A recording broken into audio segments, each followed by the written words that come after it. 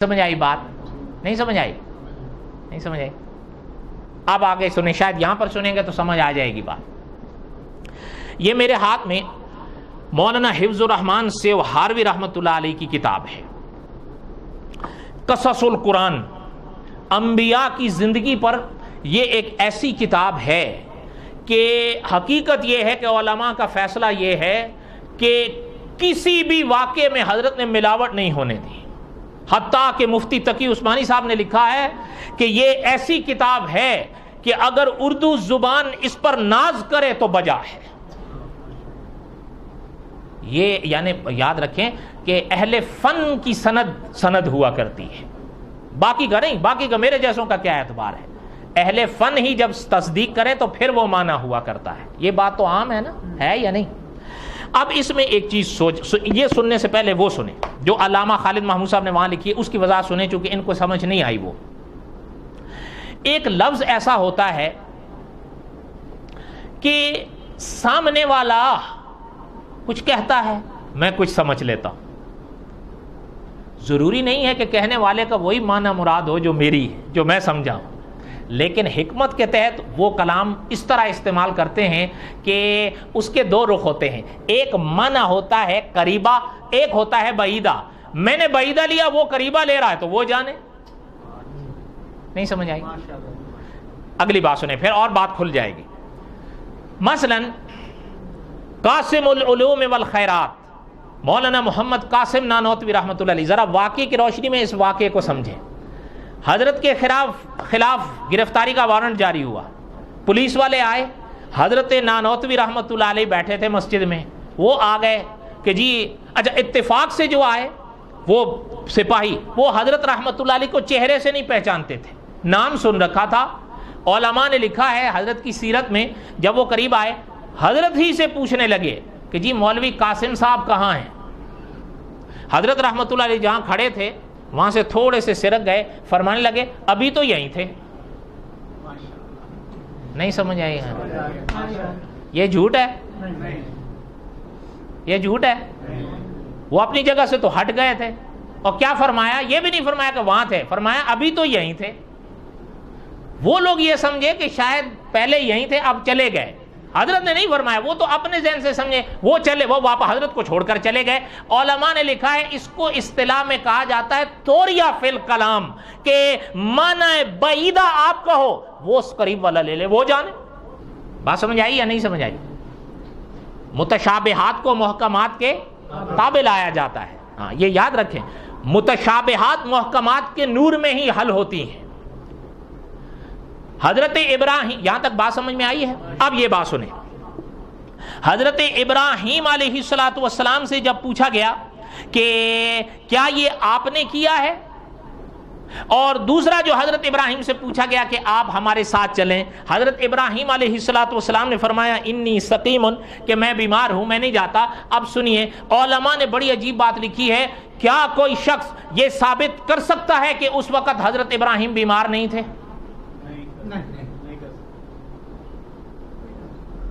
کیسے کرے گا؟ ممکن ہے، ضروری تو نہیں کہ ایک انسان بالکل ہی بیمار ہو، کبھی کبھی صحت بالکل اعتدال پر نہیں بھی ہوتی، کچھ نہ کچھ بیماری ہوتی ہے، وہ ظاہر میں دکھتی بھی نہیں ہے، ممکن ہے حضرت ابراہیم نے اس حوالے سے کہا ہو تو انی سقیم، تو بات تو توریہ فی الکلام ہے، وہ شدید بیماری سمجھے، حضرت ابراہیم نے تو ایسا نہیں کہا۔ نہیں سمجھے بات؟ اس لیے جب احتمال میں اتنی بڑی بات موجود ہے تو پھر اس متشابہ کو کیوں نہ محکمات کے تابع کریں؟ کیا کریں؟ وہ ایسے کریں کہ انہ کان صدیقا نبیا۔ اب اگر ثلاثہ کذبات آ رہا ہے تو پھر محکمات کو اس کو تابع کرو کہ حضرت ابراہیم اس وقت بالکل بیمار نہیں تھے، کون ثابت کرے گا؟ زیادہ سے زیادہ یہ اعتراض کیا جا سکتا ہے کہ جی پھر بخاری میں ثلاثہ کذبات کیوں کہا گیا ہے؟ یہاں سے تو ثابت ہو رہا ہے کہ وہاں کذبات کا لفظ تو موجود ہے یا نہیں؟ کوئی اعتراض کر سکتا ہے نا؟ اس کا جواب آگے سنیے۔ دوسری بات، حضرت ابراہیم علیہ السلام سے جب پوچھا گیا کیا یہ آپ نے کیا ہے، حضرت ابراہیم علیہ السلام نے جو جواب دیا، قال بل فعلہ کبیرہم ھذا فاسألوہم ان کانوا ینطقون، ابراہیم علیہ السلام نے فرمایا بلکہ ان میں سے سب سے بڑے نے یہ کیا ہے، ان سے پوچھو اگر یہ بول سکتے ہیں۔ جواب حضرت ابراہیم کا یہ تھا. سمجھ آئی یا نہیں سمجھ آئی؟ اب بولیں تو صحیح. اس کے دو معنی علماء نے لکھے ہیں کہ یہاں پر جو لفظ لکھا ہے نا کبیرہم، ٹھیک ہے، اس کا ایک معنی ہے بعید، ایک ہے قریب. حضرت ابراہیم علیہ السلام نے جو مراد لیا وہ نہیں سمجھے. معنی یہ، وہ لوگ یہ سوچے کہ حضرت ابراہیم جو فرما رہے ہیں تو یہ جو بڑا بت کھڑا ہے اس کی طرف اشارہ کر رہے ہیں، لیکن علماء نے لکھا ہے حضرت ابراہیم کی مراد تو یہ تھی کہ یہ تمہارے بڑے نے کیا ہے. میں آپ سے پوچھتا ہوں اس زمانے میں حضرت ابراہیم ان کے بڑے تھے یا نہیں؟ یا حضرت ابراہیم سے بھی کوئی بڑا تھا ان کا اس وقت؟ نہیں سمجھ آئے؟ یہ توریہ فی الکلام ہے. حضرت ابراہیم اپنا مراد لے رہے تھے، انہوں نے بت مراد لے لیا. نہیں سمجھ آئی؟ دوسری بات علماء نے فرمایا کہ یہ عین ممکن ہے کہ حضرت ابراہیم نے بت ہی کا جو فرمایا ہے تو وہ جھوٹ نہیں ہے. اس کی وجہ یہ ہے کہ علماء نے لکھا ہے کہ یہ اصطلاح ہے، جو علماء فن مناظرہ سے واقف ہیں وہ جانتے ہیں کہ توریہ فی الکلام مناظرے میں اکثر استعمال کیا جاتا ہے کہ میں ذرا ان سے یہ بات کہوں تاکہ ان کو بات سمجھ آئے جو اس غلطی میں مبتلا ہیں. جب وہ غلطی ان کو سمجھ میں آ جائے گی پھر میں ان پر ضرب لگاؤں گا تو یہ جھوٹ نہیں ہوتا. نہیں سمجھ آئی؟ کتنے ہو گئے؟ دو. اب آ جائیے آخری بات، وہ آ گئی کہ بادشاہ وقت نے جو حضرت سارہ کو اٹھوایا اور حضرت ابراہیم سے پوچھا گیا اور حضرت سارہ سے جو فرمایا کہ یہ میری بہن ہے. تو یاد رکھیں علماء نے لکھا ہے یہ کوئی جھوٹ نہیں ہے. اس کے کم از کم دو جواب ہیں. پہلا یہ سنو کہ حضرت ابراہیم علیہ السلام کا ہی جواب کتابوں میں موجود ہے کہ حضرت ابراہیم نے فرمایا تھا کہ سارہ بات یہ ہے کہ اچھا یہ میں نے جمعے میں وضاحت کر دی تھی، وہ جس بادشاہ نے یہ حرکت کی تھی نا اس کا ایک عجیب طریقہ تھا کہ شادی شدہ لڑکیوں کو یا خواتین کو اٹھواتا تھا، کنواریوں کو نہیں.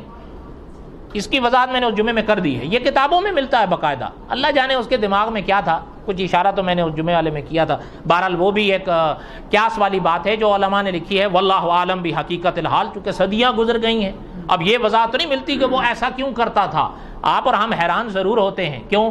عام طور پر آپ اور ہم کنواری کو ترجیح دیتے ہیں یا شادی شدہ کو؟ بولو تو صحیح.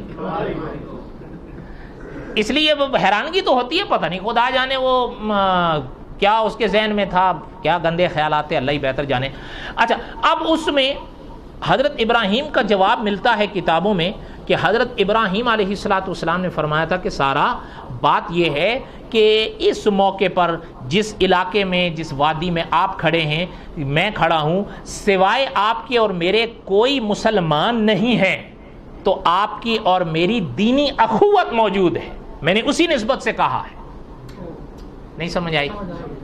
علماء نے لکھا ہے کوئی خاتون کوئی آدمی میاں بیوی بھی بن جائیں تو یاد رکھیے گا دینی اخوت قائم رہتی ہے، وہ شادی کے خلاف نہیں ہوتی.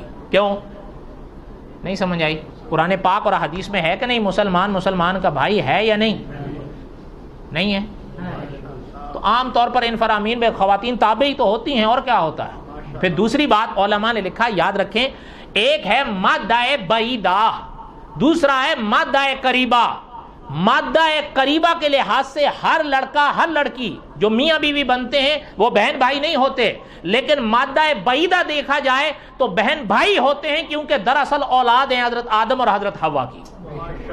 تو حضرت ابراہیم نے جو فرمایا تھا اس حوالے سے تو وہ یہ مادہ بعیدہ کی طرف بھی اشارہ ہو سکتا ہے. یہ توریہ فی الکلام ہے، یہ جھوٹ نہیں ہے. سمجھ آئی؟ نہیں سمجھ آئی؟